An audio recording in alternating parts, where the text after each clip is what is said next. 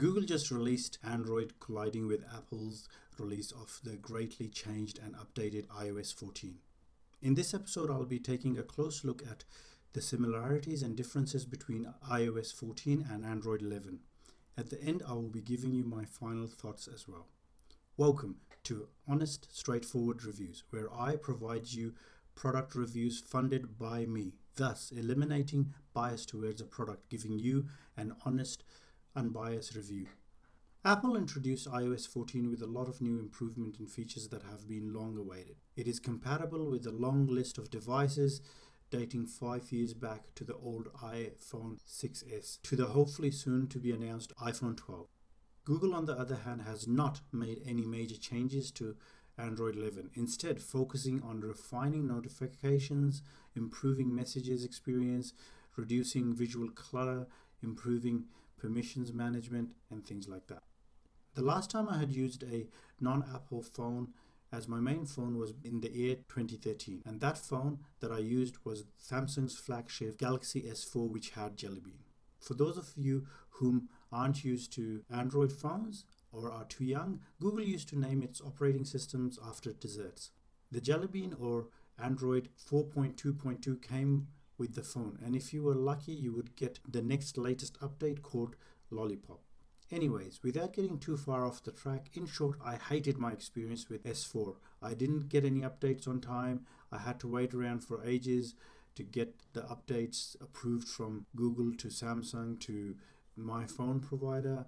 I hated how it didn't have any integration with iTunes or a music file manager of default, which meant that every time I changed anything around on my music files, added album art or something like that, it would duplicate or make 3-4 copies of the same music file.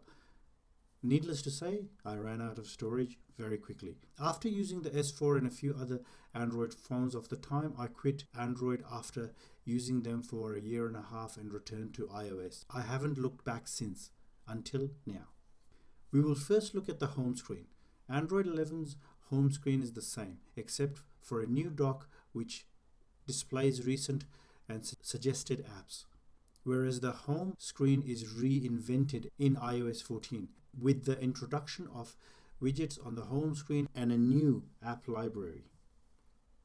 Speaking of widgets, which are the highlights of iOS 14, for some reason or rather, widgets have fallen out of fashion with Android, even though Android had launched them first.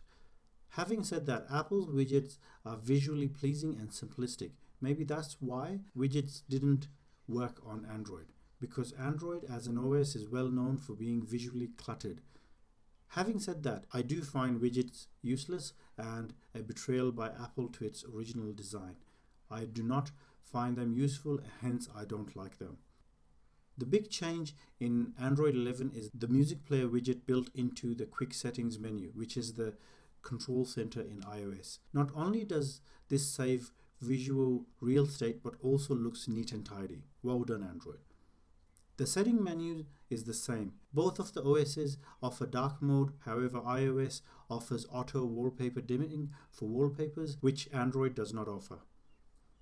With the introduction of iOS 14, Apple now offers an app library which has always been offered by Android under the name of App Drawer.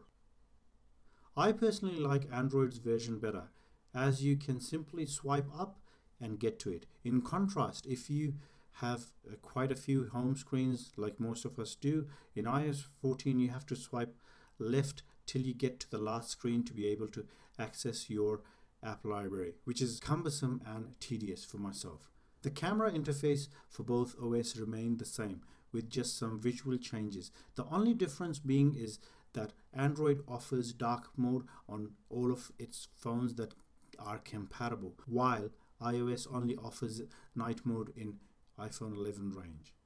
Okay guys, that's it from me. I hope you like my comparison. Which OS is your favorite? Let me know in the comments. Be sure to give this video a like and subscribe to Honest Straightforward Reviews if you haven't done so already. You can also follow us on Twitter, Instagram and Patreon. Take good care, everyone.